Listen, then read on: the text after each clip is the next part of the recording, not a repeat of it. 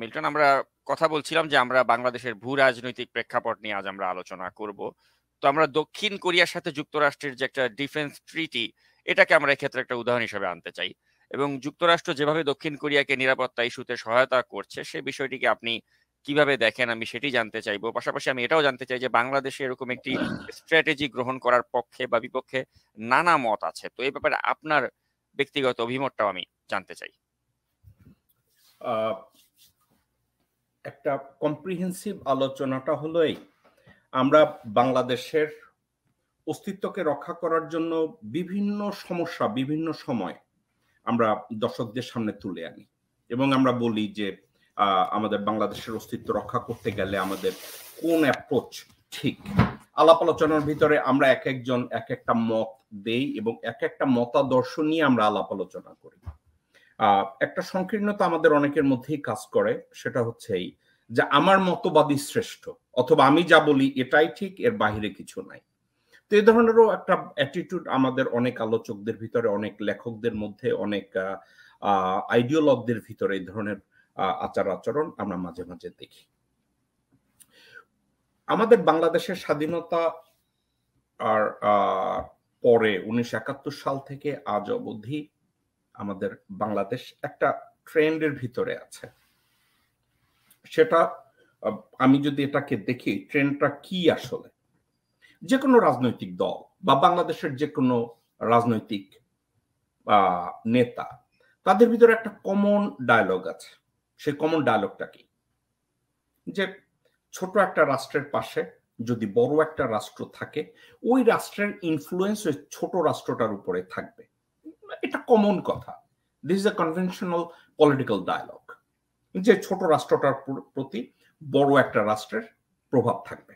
ওকে, এখন এ কথাটা কিন্তু সত্যি। আবার রাজনৈতিক নেতারা এই ছোট দেশের রাজনৈতিক নেতাদের, স্পেশালি আমাদের বাংলাদেশি লোকজনদের কথাবার্তা, আপনি যদি কারোর সাথেই কথা বলতে যান, বিজ্ঞ, বিশাল বিজ্ঞ, মহাবিজ্ঞ যার সাথেই কথা বলতে চান, আলোচনাটা এভাবে আসবে যে আপনি কি মনে করেন যে ইন্ডিয়ান ইনফ্লুয়েন্স ছাড়া, ইন্ডিয়ার কর্তৃত্ব ছাড়া বাংলাদেশে কেউ সফল গভর্নমেন্ট চালাতে পারবে? আমাকে নিজেকে এই প্রশ্ন বহুবার করা হয়েছে। তো 1971 সালের পরের থেকে সাকিব, এই কথাটা দুই তিনটা অ্যাপ্রোচ আমাদের, it's become conventional, it's become universal for Bangladeshi politician. সেটা কি? বাংলাদেশের রাজনীতিবিদরা ধরেই নিয়েছে যে ইন্ডিয়া বাংলাদেশের সরকার এবং রাজনীতি নিয়ন্ত্রণ করবে। ইন্ডিয়া যেটা নিয়ন্ত্রণ করবে ওইটাই ইউনিভার্সাল। এখন কথাটাকে আমি যদি এক কথায় বলি, কথাটাকে এভাবে বলা যায়, একটা কথা আছে না, যুদ্ধ না করেই আত্মসমর্পণ।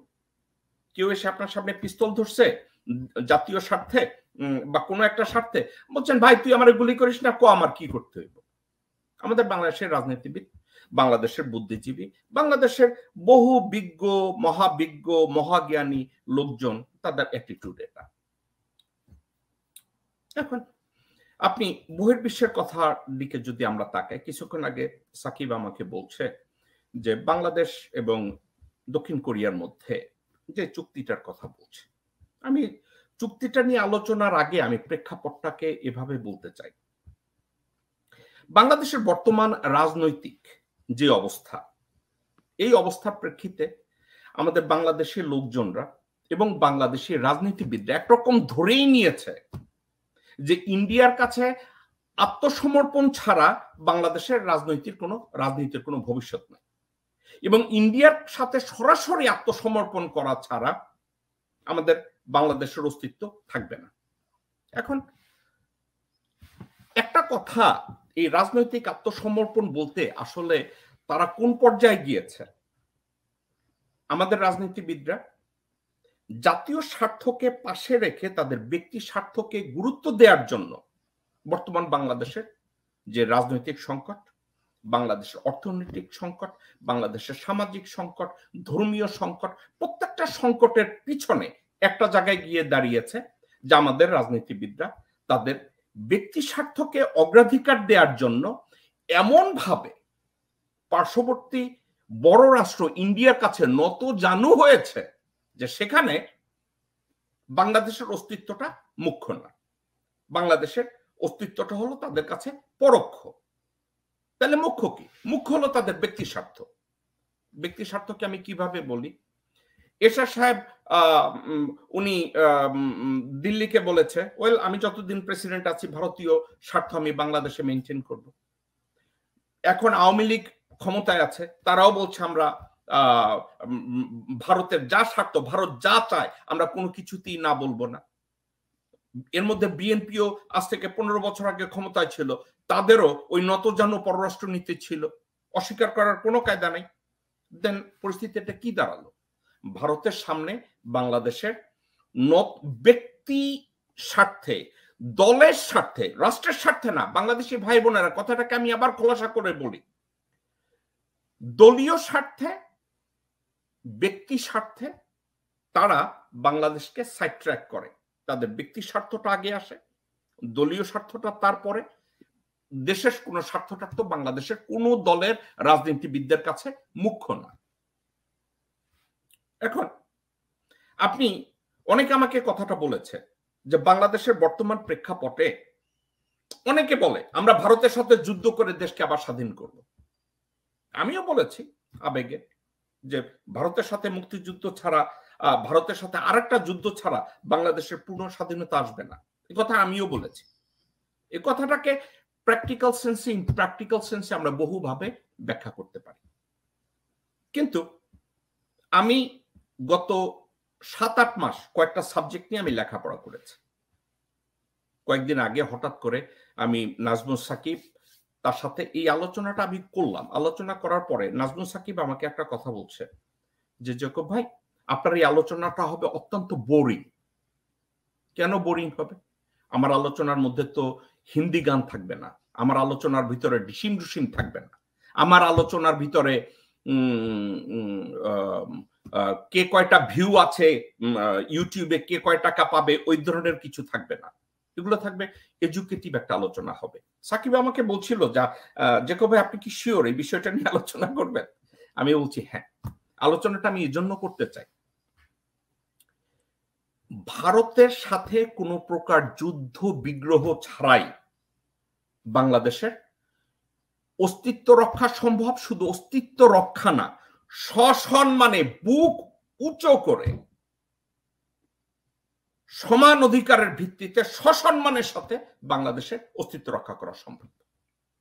আমি যখন সাকিবকে বললাম, সাকিব বলছে জেকব ভাই আর ইউ কিডিং, আপনি কি জোক করতেছেন, এটা কি সম্ভব? হ্যাঁ সম্ভব। এখন প্রথম কথা হচ্ছে আমরা এটা করতে চাই কিনা, এবং এটা করার মতো আমাদের দূরদর্শী এবং দেশপ্রেমিক রাজনীতিবিদরা বাংলাদেশে আছেন কিনা, এ কথা আমি বলতে পারি না। দলীয়ভাবে বাংলাদেশে এমন কি কোনো দল আছে যারা স্রেফ বাংলাদেশের স্বার্থে, বাংলাদেশের অস্তিত্বের স্বার্থে ইন্ডিয়াকে যুদ্ধ ছাড়াই কনফ্রন্ট করার মতো, কনফ্রন্টেশনের অর্থ হলো মুখোমুখি যুদ্ধে অবতীর্ণ হওয়া। যুদ্ধ বলতে শুধু অস্ত্রের যুদ্ধ না, বাক যুদ্ধ হতে পারে, আলাপ আলোচনা হতে পারে, এগুলো হতে পারে।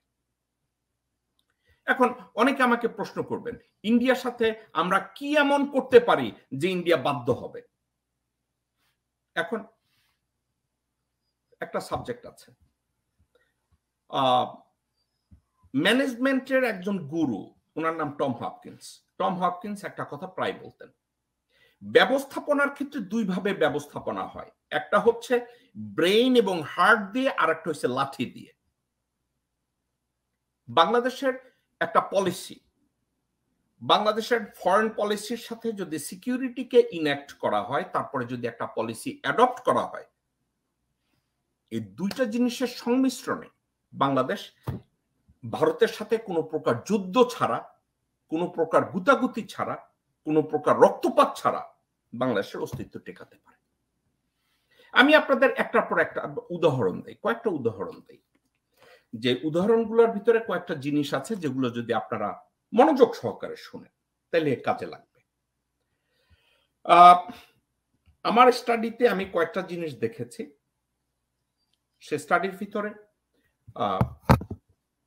আমি আপনাদেরকে একটা উদাহরণ দেই।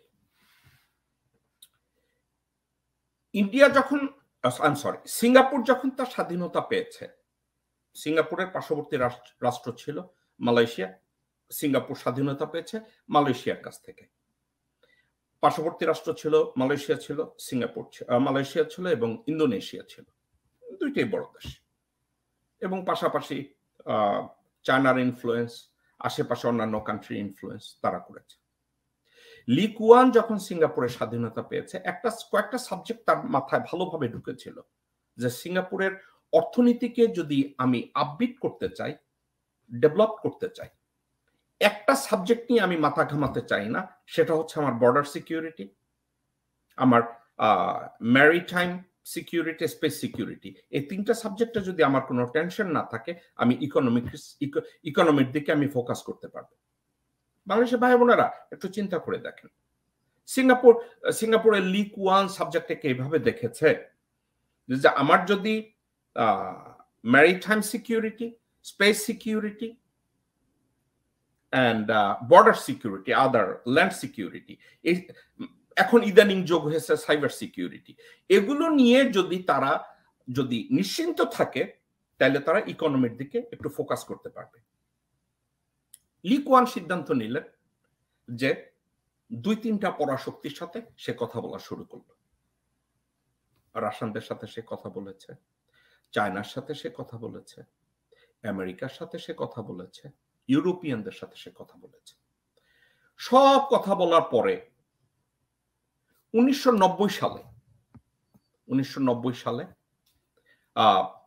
লি কুয়ান আমেরিকার সাথে একটা সিকিউরিটি চুক্তি সাইন করে, চুক্তি না, এটাকে বলে মেমোরেন্ডাম অফ আন্ডারস্ট্যান্ডিং। এই যে এমওইউটা সাইন করেছে, এর ভিতরে কি কি ইনক্লুড ছিল? Border security, maritime security, space security, military preparedness, counter proliferation, cyber security and counter terrorism. 1990 সালে। এখন 1990 সালের পরের থেকে সিঙ্গাপুরের কিন্তু আর্মি আছে, সিকিউরিটি ফোর্সেস আছে, কিন্তু তারা কিন্তু সাকিব, তাদের বর্ডার কিন্তু তারা কন্ট্রোল করে না। বর্ডারের ওই সিকিউরিটি নিয়ে তারা মাথাও ঘামায় না। কে মাথা ঘামায়? আমেরিকা। এই যে আমেরিকা ওখানে যেই সিকিউরিটিটা সাইন করেছে, একটা কথা, ওই চুক্তির মধ্যে সিঙ্গাপুর কিন্তু লিখে দিয়েছে আমেরিকান কোনো ব্যক্তি বা রাষ্ট্র সিঙ্গাপুরের ভিতরে কোনো জমি ক্রয় করতে পারবে না, মালিকানা দাবি করতে পারবে না। সিঙ্গাপুরের বাজেট খাতে, সিঙ্গাপুরের নিজস্ব সিকিউরিটির, সিঙ্গাপুরের নিজের আর্মি, কারো উপরে কোথাও আমেরিকা ইনফ্লুয়েন্স করতে পারবে না। সিঙ্গাপুরের রাজনৈতিক ক্ষেত্রে, গণতন্ত্রের চর্চার ক্ষেত্রে, কোন ক্ষেত্রে আমেরিকা ইনভলভ হতে পারবে না। পাশাপাশি আমেরিকা ওই আলোচনা চুক্তির ভিতরে বলেছে যে আমরা তোমাদেরকে, ওই চুক্তির মধ্যে একটা কথা বলেছে, আমরা তোমাদেরকে $15 বিলিয়ন ক্রেডিট লাইন দিবে, $15 বিলিয়ন ক্রেডিট লাইন দিবে, এবং ওই ক্রেডিট লাইনটা রাষ্ট্রের ডেভেলপমেন্টের জন্য যে কোনো খাতে তারা ব্যবহার করতে পারবে।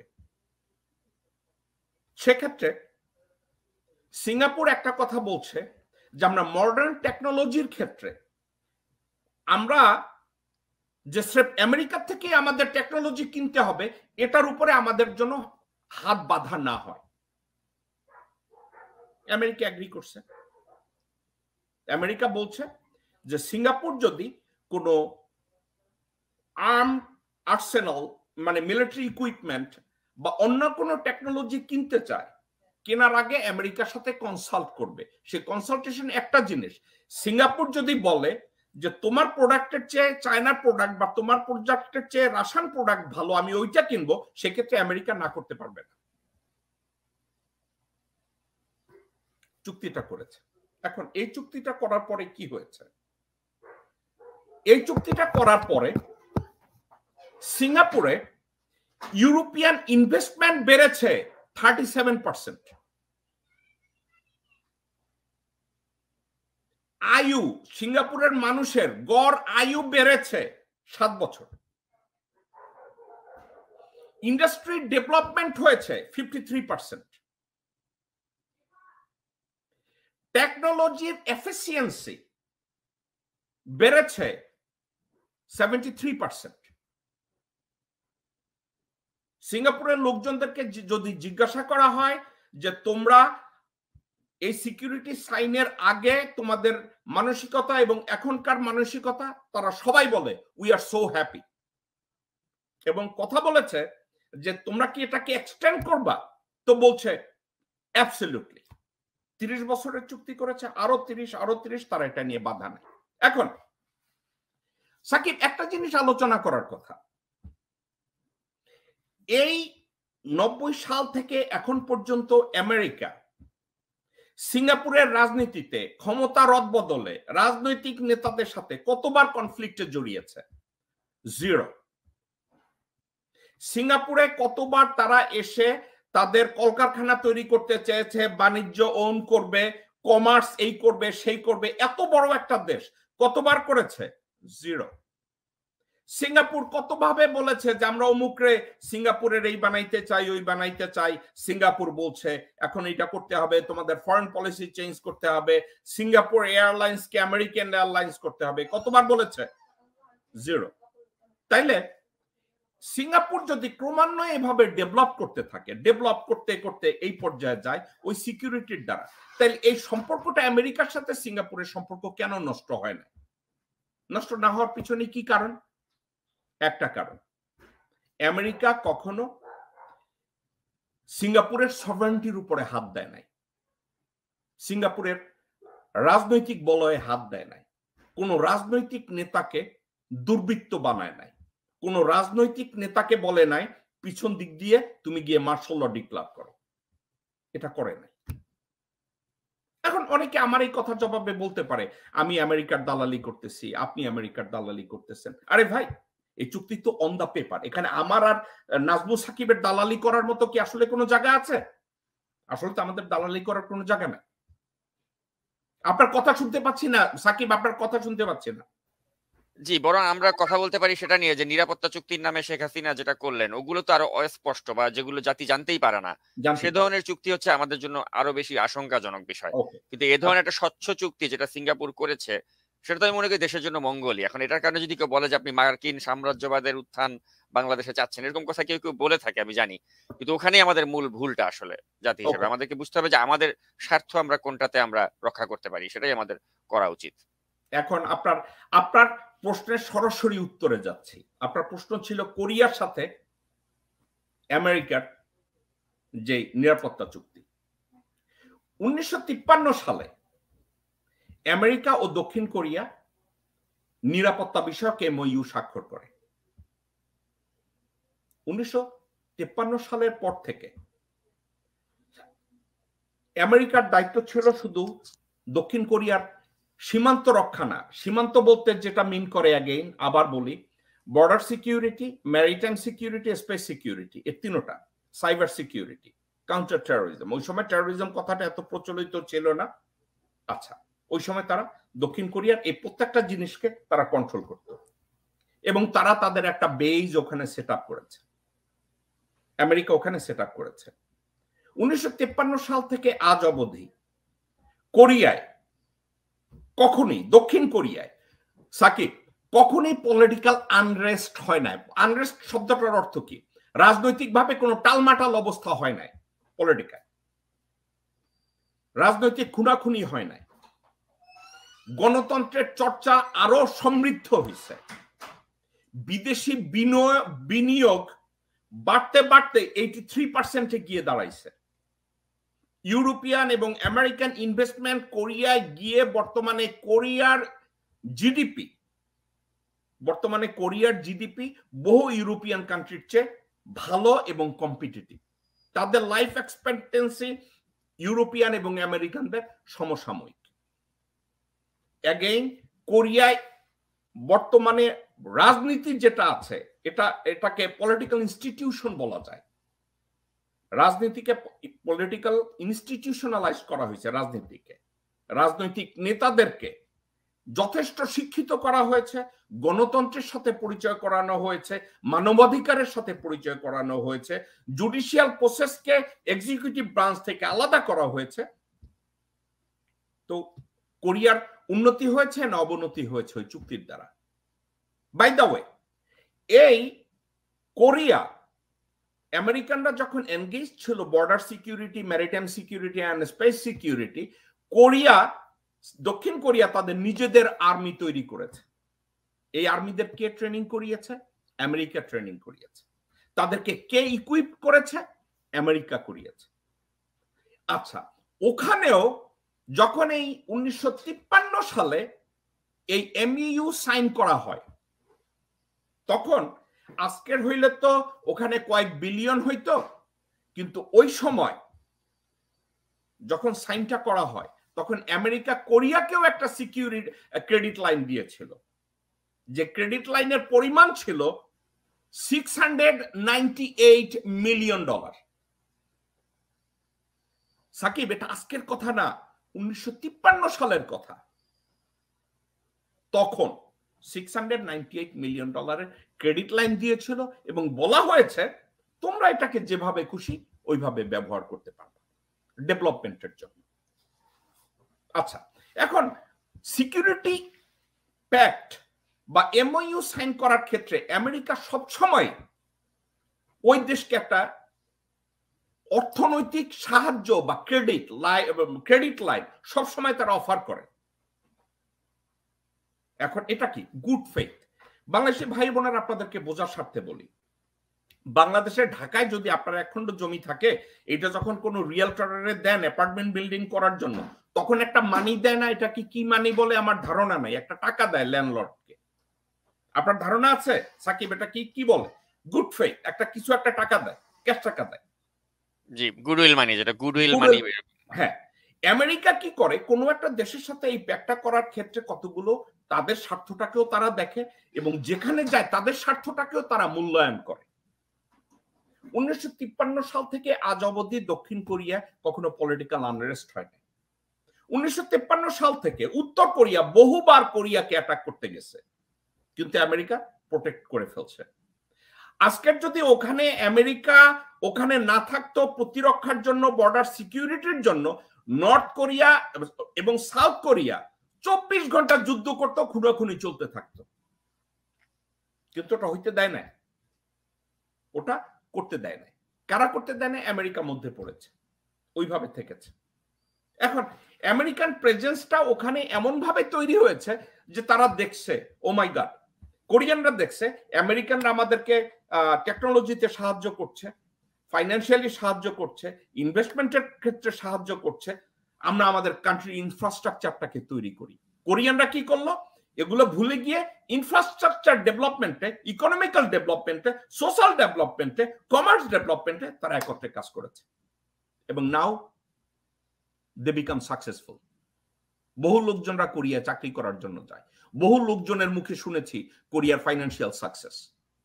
কোরিয়ান বহু কোম্পানি আন্তর্জাতিকভাবে এখন তারা বিশাল, অনেক বড়।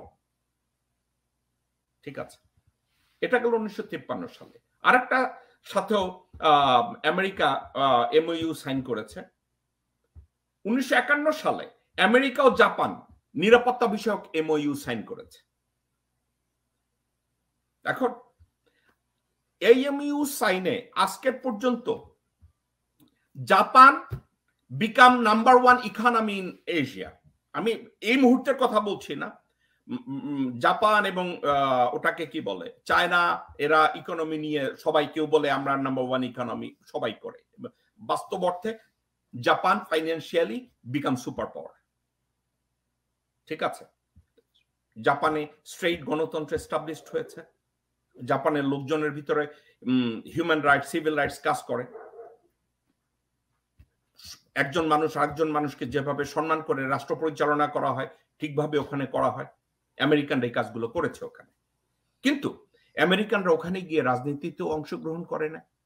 রাজনৈতিক এক পক্ষ আরেক পক্ষর বিরুদ্ধে যুদ্ধ করায় না, গুতাগুতি করায় না, তারা ওখানে এই কাজগুলো করায় না। অর্থাৎ কি জানেন, আমেরিকা যখন ওই চুক্তিগুলো সাইন করে তারা ওখানে একটা জিনিসই ধরে, সেটা কি জানেন? It's a business, it's a business as usual. They don't sign any security pact for territorial gain. America যখন সিঙ্গাপুরে গেছে নিরাপত্তা চুক্তি সাইন কইরা, তারা কিন্তু ওইখানে কোনো জমি দখল করার জন্য যায় না, ওই রাষ্ট্রকে আমেরিকাভুক্ত করার জন্য যায় না। আবার আমেরিকা যখন কোরিয়া গেছে, কোরিয়াকে আমেরিকার মধ্যে টেনে আনার জন্য যায় না, বলে নাই যে আমরা কোরিয়াকে আমেরিকার ভিতরে ঢুকাবো। ঠিক আছে, তো তারা এই কাজটা করে না। জাপানে তারা সেম কাজ করেছে। এখন আপনারা বলতে পারেন যে ওনারা এখানে গেছে, আমরা মুসলমান, বাংলাদেশের 90% মুসলমান, এক্ষেত্রে আমরা অনেক কথা বলতে পারি। এখন বাংলাদেশি ভাই বোনেরা, আপনাদের জানার জন্য বলি, 1952 এবং 1945 সালে সৌদি আরবও আমেরিকার সাথে এমওইউ সাইন করেছে। এখন এখানে একটা নেগেটিভিটি আছে, ওই এমওইউর মধ্যে একটা ক্লজ আছে। সৌদি আরব যখন সাইন করেছে, সৌদি আরব কি বলেছে? আমাদের রাজতন্ত্র তোমাদের টিকিয়ে রাখতে হবে। এটা একটা খারাপ দিক। কেন খারাপ দিক? সৌদি শাসক যারা আমেরিকার সাথে এমওইউ সাইন করেছে, তারা বলেছে দেশের স্বার্থ আগে না, আমাদের পরিবারের স্বার্থ আগে। কিন্তু কোরিয়া যখন সাইন করেছে, তারা বলেছে দল এবং ব্যক্তির স্বার্থ না, দেশের স্বার্থ আগে। ঠিক আছে, তো সৌদি আরব যখন এই সাইন করেছে, তখন তারা বলেছে তাদেরকে ক্ষমতায় রাখতে হবে। এখন পজিটিভ দিক, আমেরিকা কোনোদিন সৌদি আরবে পলিটিক্যাল আনরেস্ট করার পিছনে কাজ করে নাই। বিনিয়োগ 1000 গুণ বাড়িয়েছে, সিকিউরিটি নিয়ে তাদের কোনো চিন্তা নাই। সৌদি সেনাবাহিনী, নৌবাহিনী, বিমান বাহিনী তারা তৈরি করে দিয়েছে, তাদেরকে ট্রেন করেছে, তাদেরকে ইকুইপ করেছে। সৌদি আরবের উপরে কেউ কখনো অ্যাটাক করার জন্য যায় না। অর্থাৎ আমেরিকা যে চুক্তিটা করেছে, এই চুক্তিটাকে সম্মান করেছে, ওখানে গিয়ে রাজনীতি করে নাই, টেরিটোরিয়াল গেইন চায় না। টেরিটোরিয়াল গেইন মানে জমি জমা অধিগ্রহণ, ওইখানে গিয়ে তারা কোনো দেশটাকে আমেরিকাভুক্ত করতে চায় না। বাংলাদেশি ভাই বোনেরা, 1967 সালে জর্ডান এবং আমেরিকা, মুসলিম দেশ জর্ডানও আমেরিকার সাথে চুক্তি সাইন করেছে। আমি এভাবে সারাদিন কথা বলতে পারবো। আমেরিকা এই ধরনের চুক্তি বহু দেশের সাথে সাইন করেছে। স্বাক্ষর করার পিছনে একটা মাত্র কারণ ছিল, আমেরিকা বাণিজ্যের ক্ষেত্রে ওখানে যায়, তারা বাণিজ্য করে। কিন্তু যেই দেশে গেছে, এমন একটা দেশ যাদের সাথে সিকিউরিটি চুক্তি আমেরিকা সাইন করেছে, ওই দেশ কখনোই নিচে পড়ে যায় না, তাদেরকে। পাশাপাশি এখানে আরেকটি সম্পূরক প্রশ্ন আপনাকে আমি করতে চাই যে তুরস্ক, তারা যে সামরিক ক্ষেত্রে এতটা শক্তিশালী হয়ে উঠলো, এটার পেছনেও তো আমেরিকার একটি ভূমিকা রয়েছে। কারণ আমেরিকা যদি না চাইতো, তাহলে তারা তো সামরিক ক্ষেত্রে বা তারা তো পারমাণবিক ক্ষেত্রে তো মানে এতটা শক্তিশালী রাষ্ট্র হিসেবে নিজেদেরকে গড়ে তুলতে পারতো না। নিশ্চয়ই এখানে যুক্তরাষ্ট্রের একটা প্রচ্ছন্ন সমর্থন তাদের প্রতি ছিল। আমি আপনার সাথে একমত। জি, আমি আপনার সাথে একমত। মোস্তফা কামাল আতাতুর্ক পশ্চিমের সাথে এবং আমেরিকার সাথে যে সম্পর্ক করে গেছে, তার ফলশ্রুতিতেই বর্তমান টার্কির অর্থনৈতিক সফলতা। ওকে, তো এখন এই কারণে আবার অনেকে কামাল আতাতুর্ককে বলে থাকে যে সে আমেরিকার চর ছিল, আমেরিকার এই ধরনের কথাবার্তা কিন্তু বলা হয়। না থাকুক, এবং আমি ওটা এগ্রিও করি, কিন্তু কিছু আসে যায় না। আমরা কি এটাকে অ্যাভয়েড করতে পারবো যে টার্কিশ ইকোনমি উপরে গেছে, টার্কিশ টেকনোলজি উপরে গেছে, Turkish million million job create হয়েছে, এটাকে অস্বীকার করতে পারবো? এক্স্যাক্টলি, এগুলো তো অস্বীকার করতে পারবো না। এবং আমেরিকা কি কখনো টার্কিতে গিয়ে বলছে টার্কির এই অংশ এখন আমেরিকার পার্ট হবে, বা টার্কিকে আমরা আমেরিকা বানিয়ে দেবো, ইউএস এর 51 নম্বর স্টেট বানিয়ে দেবো? এটা তো বলে না, বলছে? এক্স্যাক্টলি, সেটাই।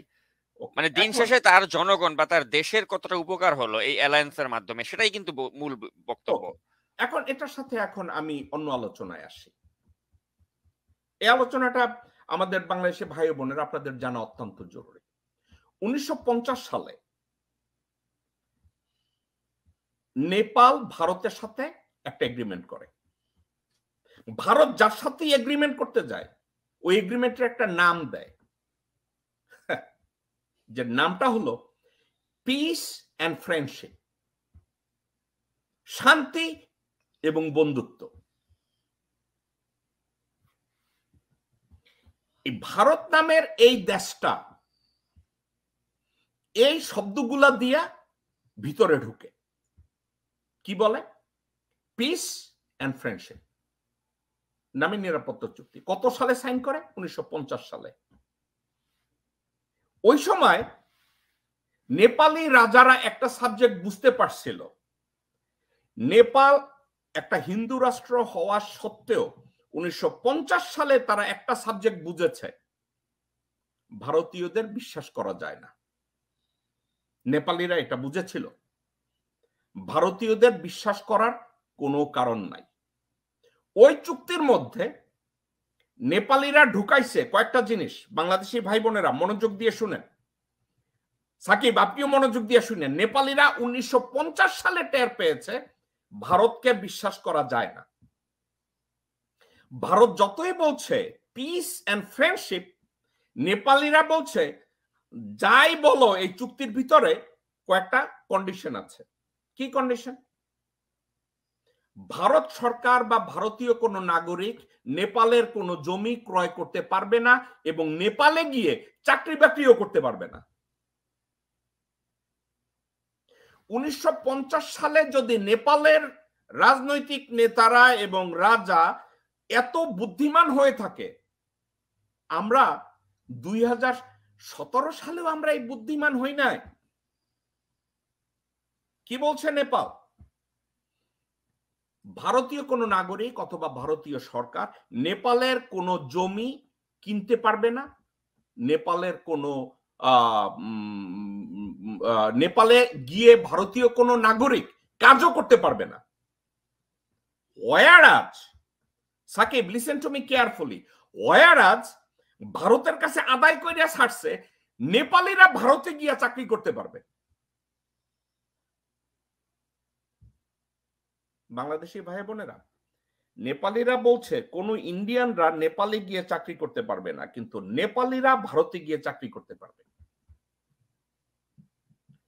চুক্তি তো সাইন করছে 1950 সালে করার পরে ভারত ধীরে ধীরে মন্দিরে গিয়া রাজনীতি শুরু করছে রাজপ্রাসাদে গিয়া রাজনীতি শুরু করছে রাজনৈতিক দলের সাথে রাজনীতি করা শুরু করছে বর্ডারে ফাইজলামি করা শুরু করছে ইকোনমিতে ফাইজলামি করা শুরু করছে কমার্সের ক্ষেত্রে উল্টাপাল্টা করা শুরু করছে পানি নিয়ে উল্টাপাল্টা করা শুরু করছে এবং পরবর্তী সময় নেপাল দেখতেছে ধীরে ধীরে দেশের প্রত্যেকটা স্ট্রাকচারকে কিভাবে ধ্বংস করতেছে ইন্ডিয়ান ইনফ্লুয়েন্সে তারা দেখতেছে ও মাই গড এই চুক্তি তো আমাদের জন্য বিশাল এক খারাপ জিনিস তখন তারা কি করলো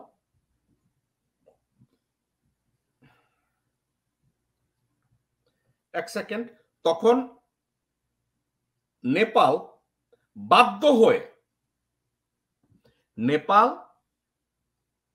বাধ্য হয়ে 2014 সালে ভারতের সাথে এই চুক্তিটাকে বলছে আমি মাঝে মাঝে কথায় কথা বলি না হাসিনা শেখ বাংলাদেশকে সার্ভাইভ করাইতে পারে সব চুক্তিগুলো পার্লামেন্টে গিয়া ক্যান্সেল করাইয়া বা রিভিউ করাইতে পারে এটা কইরা বাংলাদেশকে টিকাইতে পারে আপনি কি জানেন নেপালি রাজনীতিবিদরা কি করছে ভারতের ডাইকা কইছে we have to option either we review these agreement or MOU or we are going to cancel that agreement কি করছে জানেন বর্ডার বিষয়ক যত চুক্তি যেখানে ছিল সব কাটছাট কইরা বইলা দিছে তোমরা রাজনীতিতে অংশগ্রহণ করছো তোমরা চাকরির ক্ষেত্রে বৈষম্য আনছো তোমরা আমাদের ইনফ্রাস্ট্রাকচারে হাত দিছো তোমরা জমি জমা কিনছো এগুলো সব যেইখানে ইন্ডিয়ান দালাল দিয়ে জমি জমা কিনাইছে যা কিছু করাইছে গভর্নমেন্ট সব অ্যাকোয়ার করছে এটা কেবল অধিগ্রহণ তারা নিয়ে নিছে নিয়া যা সামান্য কিছু চুক্তি রাইখা জাস্ট নামে মাত্র চুক্তিটাকে টিকায় রাখা ইন্ডিয়ানদের বলছে এবার বাইরে এবং 2014 সাল থেকে আজ অবধি মিডিয়ায় আসে না প্রায় প্রতি মাসে প্রতি সপ্তাহে প্রতি বছরে ডজনকে ডজন রয় লোককে অ্যারেস্ট করা হইতেছে এবং তাদেরকে ক্লোজ করে গোপনে মাইরে ফেলাই না হইতেছে এবং তাদেরকে ইন্ডিয়া ফেরত পাঠানো হইতেছে। এখন এটা করছে নেপালে। এরপরে 1949 সালের 9 আগস্ট ভারত ভুটানের সাথেও এ ধরনের একটা চুক্তি করেছিল। সাকিব, ওই চুক্তিটার নাম কি জানেন? Piece and friendship. একই নামে তারা তো যে কোনো জায়গায় বলে পিস অ্যান্ড ফ্রেন্ডশিপ। 1949 সালের 9 আগস্ট এই চুক্তি সাইন করার পরের থেকে যেতে যেতে এমন একটা পর্যায়ে গেল, ভুটানকে ইন্ডিয়া বুঝাইছে তোমাদের পররাষ্ট্রনীতি আমরা কইরা দেব। ভুটানের কোনো পররাষ্ট্রনীতি নাই, ভারত সেট কইরা দেবে। ভুটানকে বলছে তোমাদের কোনো এয়ারলাইন্স লাগবে না, তোমাদের যে ড্রাগন এয়ারলাইন্স ছিল ওইটা ইন্ডিয়ার সাথে মার্জ করাইয়া দাও। যোগাযোগ ব্যবস্থায় তোমাদের কিছু করার দরকার নেই, আমাদেরকে মার্জ করাইয়া দাও। এরকম হইতে হইতে হইতে হইতে 2009 সালে গিয়া ভুটান টের পাইল যে আমরা কোন কুমিরকে আমাদের দেশে ঢুকাইছি। ঢুকানোর পরে ভুটানের রাজা তো ওখানে এখন নাম কাওয়াস্তে রাজা, কনস্টিটিউশনাল রাজা, কিন্তু টের পাইয়া গেল পরিস্থিতি এতটাই ভয়াবহ যে ভুটানের অস্তিত্ব আর থাকবে না। ভুটান তখন নিজেদের অস্তিত্ব রক্ষার্থে চায়নার সাথে গিয়ে তারা কম্প্রিহেন্সিভ সিকিউরিটি প্যাক্ট সাইন করলো। যেই সিকিউরিটি প্যাক্ট সাইন করলো ইন্ডিয়ায়, ও মাই গড, ভুটান এই করছে, ভুটান ওই ভুল করছে, ভুটান ওই করছে, ভুটানের বদনামের অভাব নাই। ভারতের প্রত্যেকটা মিডিয়া ভুটানরে একেবারে মাটির নিচে ঢুকে ফেলাই নিয়ে ধরলো।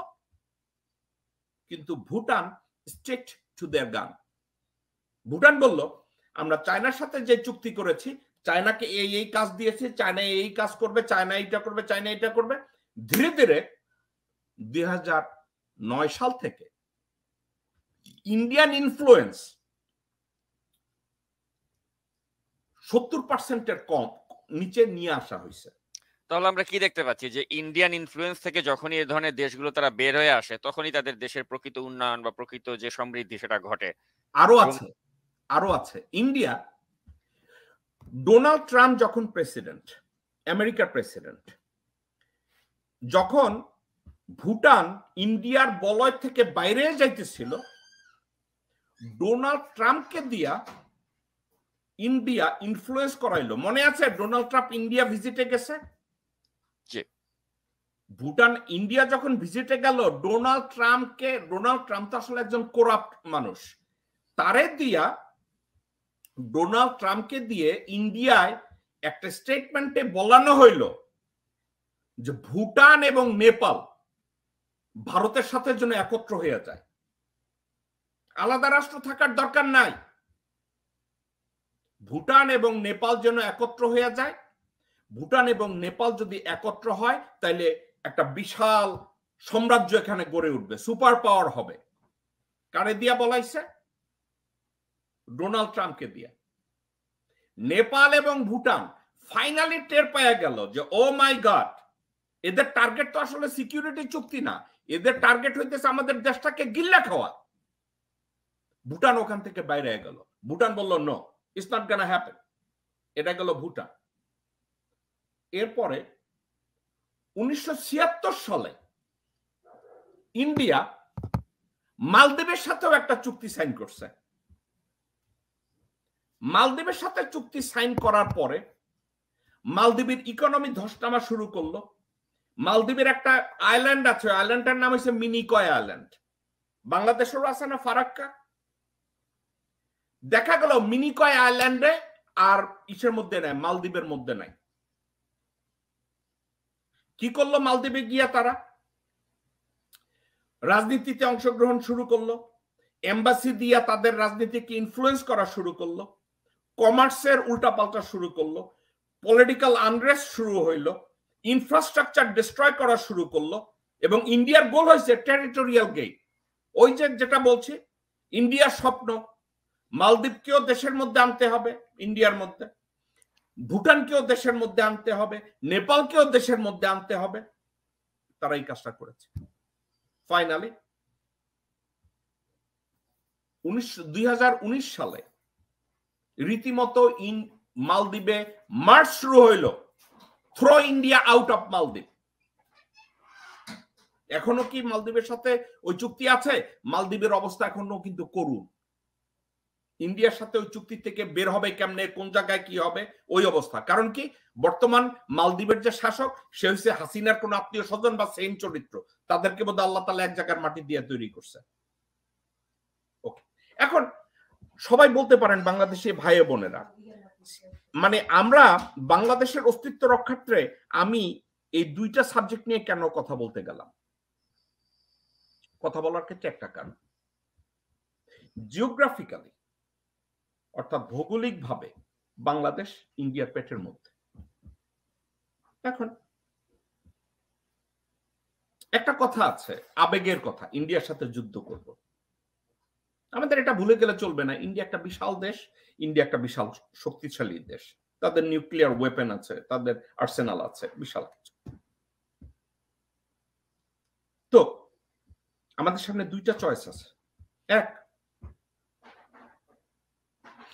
ইন্ডিয়া সাথে কোন প্রকার যুদ্ধ ছাড়া হাত জাগায় বলা, ও ভাই আমাকে নিয়ে নাও, অথবা তোমরাই আমাদেরকে কইয়ে দাও কোন দিকে যাইতে হইব। বাংলাদেশের কোনো পররাষ্ট্র নীতির দরকার নাই, বাংলাদেশ বিমান এয়ারলাইন্সের দরকার নাই, বাংলাদেশ রেলওয়ের দরকার নাই, সব জায়গায় ইন্ডিয়া। অলমোস্ট হয়ে গেছে। কেমনে হয়ে গেছে? বাংলাদেশের বিআরটিসি বাসের এখন টাটা বাস, ভুয়া বাস নামাইয়া সব ইন্ডিয়ান প্রোডাক্ট গুলাই তো বকোয়া জানিয়ে ঢুকানো হয়েছে, ট্রেনেও তাই ঢুকানো হয়েছে, খালি একটু একদিন ঘুষা মাইজা নাম চেঞ্জ করে দেবে।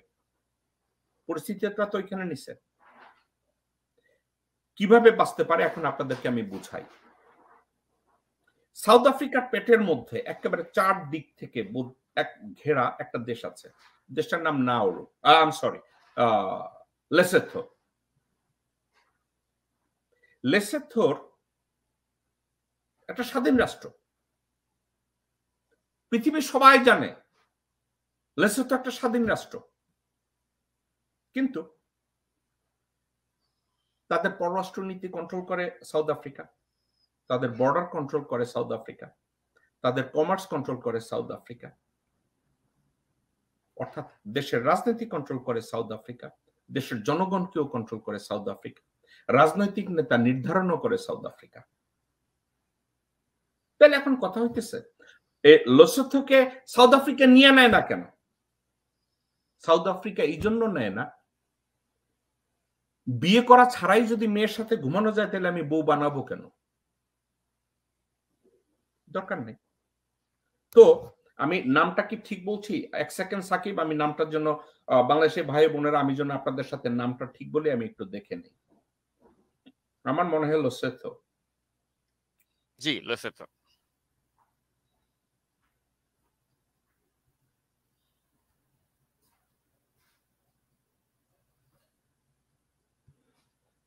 সো এখন লেসোথো তো একটা স্বাধীন দেশ না, লেসোথো, বাংলাদেশের ভাই বোনেরা, লেসোথো, ক্যাপিটাল সিটি মাসেরো। ওকে, তো লেসোথো তো একটা দেশ, স্বাধীন দেশ,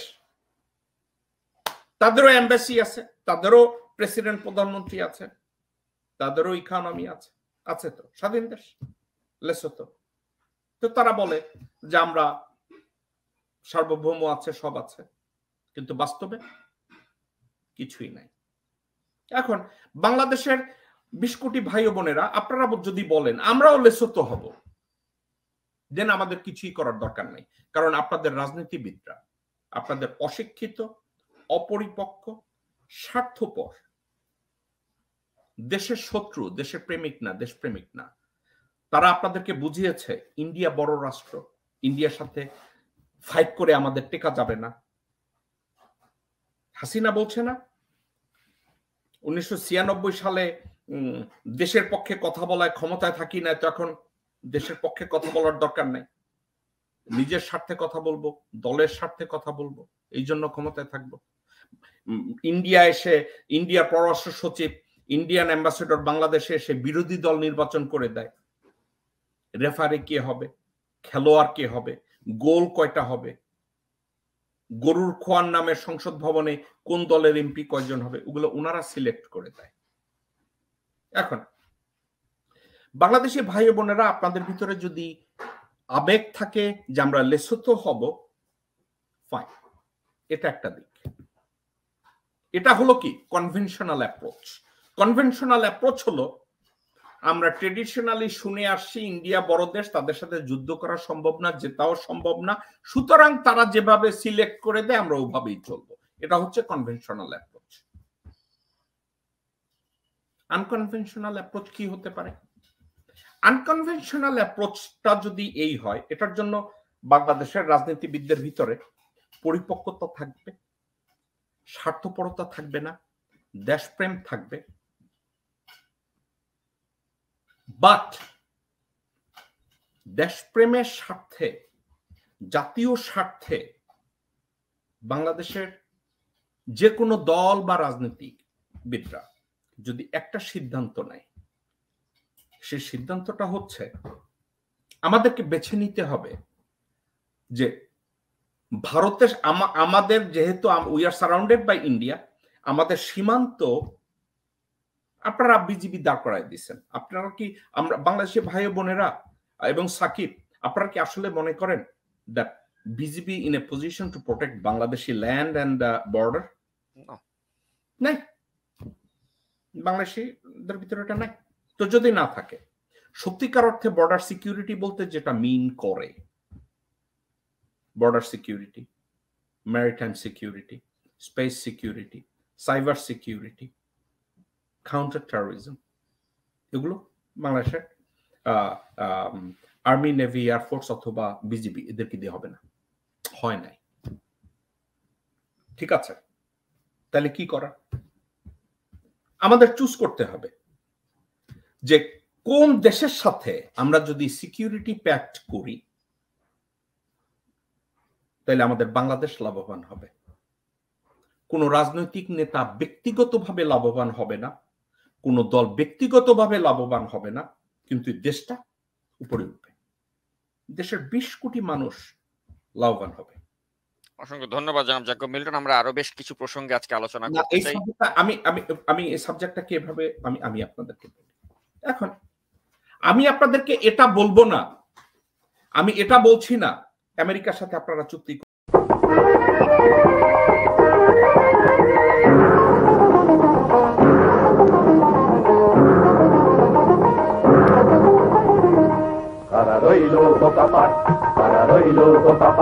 ভেঙে ফেল পর রেল পাট, রক্ত জমাট শিকল পুজোর ভাষণ বেদি।